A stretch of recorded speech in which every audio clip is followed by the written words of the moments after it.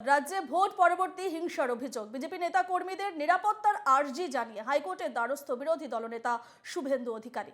প্রধান বিচারপতি টি.এস. শিবজ্ঞানম এবং বিচারপতি হিরণময় ভট্টাচার্যের ডিভিশন বেঞ্চে দৃষ্টি আকর্ষণ আইনজীবী বিল্লদল ভট্টাচার্যের মামলা দায়ের করার অনুমতি। প্রধান বিচারপতির বেঞ্চের আগামী বুধবার এই মামলার শুনানি। রাজ্যে যেভাবে ভোট পরবর্তী হিংসার খবর সামনে আসছে তারপর বিজেপি নেতা কর্মীদের নিরাপত্তার আর্জি জানিয়ে হাইকোর্টের দ্বারস্থ হয়েছেন বিরোধী দলনেতা শুভেন্দু অধিকারী। আমরা এ নিয়ে বিস্তারিত কথা বলবো। ফোন লাইনে রয়েছেন আমাদের প্রতিনিধি সুদীপ্ত চট্টোপাধ্যায়। সুদীপ্ত, আমরা দেখেছি ভোট পরবর্তী হিংসার ছবি, আমরা দেখেছি বিভিন্ন জায়গায় বিজেপি কর্মীদের মারধর, কোথাও বোমা উদ্ধার, কোথাও আবার হামলারও অভিযোগ উঠেছে। সেক্ষেত্রে এরপর বিজেপি নেতা কর্মীদের নিরাপত্তার আর্জি জানিয়ে এবার হাইকোর্টের দ্বারস্থ হয়েছেন বিরোধী দলনেতা শুভেন্দু অধিকারী। কি বলবেন? দেখো, রাজ্যের বিভিন্ন প্রান্তে আমরা ইতিমধ্যেই নির্বাচন পরবর্তী হিংসার ঘটনার ছবি আমরা দেখতে পেয়েছি, আমরা দর্শকদের দেখিয়েছি এবং সে নিয়ে যথেষ্ট উদ্বেগের রয়েছে নির্বাচন কমিশন থেকে রাজ্যের বিরোধী দলগুলো। এবং আমরা জানি আগামী 19 জুন পর্যন্ত রাজ্যে কেন্দ্রীয় বাহিনী মোতায়েন রাখা হয়েছে নির্বাচন পরবর্তী হিংসা মোকাবিলার জন্য। তা সত্ত্বেও রাজ্যের বিভিন্ন জায়গায় এই নির্বাচনী পরবর্তী হিংসার ছবি ফুটে উঠছে এবং সে ব্যাপারে উদ্বেগ প্রকাশ করে এবং তার দলীয় কর্মীদের তাদের যাতে যথেষ্ট নিরাপত্তা পায় এবং এই নির্বাচন পরবর্তী হিংসার বিরুদ্ধে যাতে যথোপযুক্ত পদক্ষেপ করে আদালত, সেই আবেদন জানিয়ে বিরোধী দলনেতা শুভেন্দু অধিকারী আজ হাইকোর্টের প্রধান বিচারপতির বেঞ্চে একটি মামলার আবেদন করেন এবং সেই মামলা গৃহীত হয় এবং যাতে উপযুক্ত নিরাপত্তা পান রাজ্যের বিরোধী দলের যারা কর্মকর্তা বা যারা নেতা রয়েছেন তাদের জন্য উপযুক্ত নিরাপত্তা ব্যবস্থা এবং রাজ্যের প্রশাসন, শাসক দল বা তাদের মদতে যে এই ঘটনাগুলো ঘটছে তার বিরুদ্ধে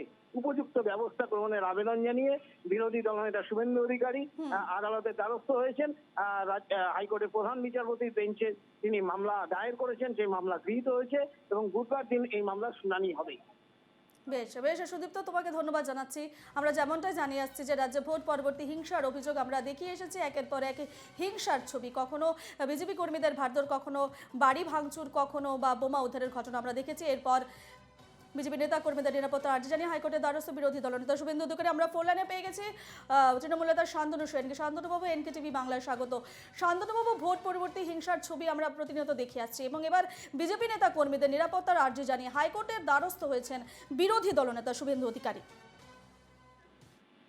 মানুষের রায়কে মানতে না পেরে মানসিক হতাশায় ভুগছে তারা। ভোট পরবর্তী হিংসায় তৃণমূল কংগ্রেস বিশ্বাস করে না। 34 বছরের সিপিএম এর অপশাসনের পরেও তৃণমূল কংগ্রেস ক্ষমতায় আসার পর মমতা ব্যানার্জির নির্দেশে বদলা নয় বদল চাই নীতি নিয়ে চলেছে। প্রতিহিংসার পথে ঘাটেনি। এক্ষেত্রেও তৃণমূল কংগ্রেস প্রতিহিংসা রাজনীতি করে না বা প্রতিহিংসা রাজনীতিকে সমর্থন করে না, বরঞ্চ আরামবাগ সহ বিভিন্ন জায়গায় আপনারা দেখছেন তৃণমূল কংগ্রেস কর্মীরা আক্রান্ত, আহত, নিহত হচ্ছে। আর তৃণমূল কংগ্রেসের কেউ এই কাজে যুক্ত থাকলে দল তাকে সমর্থন করে না। মানুষের রায় বঞ্চিত হয়ে অশান্তি করে তারাই রাজনীতিতে প্রাসঙ্গিক হয়ে থাকার চেষ্টা করছে। বেশ বেশ ধন্যবাদ আপনাকে শান্তনুবাবু আমাদের সঙ্গে কথা বলার জন্য। আমাদের সঙ্গে ফোন লাইনে ছিলেন তৃণমূল নেতা শান্তনু সেন। যেমনটা আমরা জানিয়ে আসছি যে রাজ্যে ভোট পরবর্তী হিংসার অভিযোগ এবং এবার বিজেপি নেতা কর্মীদের নিরাপত্তার আর্জি জানিয়ে হাইকোর্টের দ্বারস্থ হয়েছেন বিরোধী দলনেতা শুভেন্দু অধিকারী। প্রধান বিচারপতি টি.এস. শিবজ্ঞানম এবং বিচারপতি হিরণময় ভট্টাচার্যের ডিভিশন বেঞ্চে দৃষ্টি আকর্ষণ আইনজীবী বিল্লদল ভট্টাচার্যের এবং মামলা দায়ের করার অনুমতি প্রধান বিচারপতি বেঞ্চের। এই মামলার আগামী শুনানি বুধবার শুনানি হবে এই মামলার।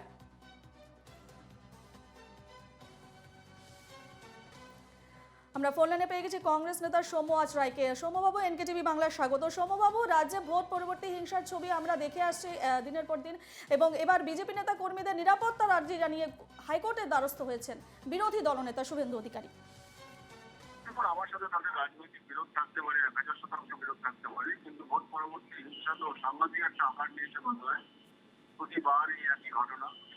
তাদের নিজেদের কর্মীদের বাঁচানোর জন্য যদি তারা হাইকোর্ট ছাড়া কোথায় যাবেন? প্রশাসনের উপর তো কোনো ভরসা নেই। প্রশাসন কার্যত দলদাসে রূপান্তরিত হয়েছে। প্রশাসনের কাছে গেলে প্রশাসন আরো উল্টো বিপত্তি হচ্ছে, আরো আরো আরো মানুষের বিপদ নেমে আসছে। ফলে হাইকোর্টের কাছে গেছেন, ভালো করেছে। বেশ বেশ ধন্যবাদ সৌম্যবাবু আমাদের সঙ্গে কথা বলার জন্য।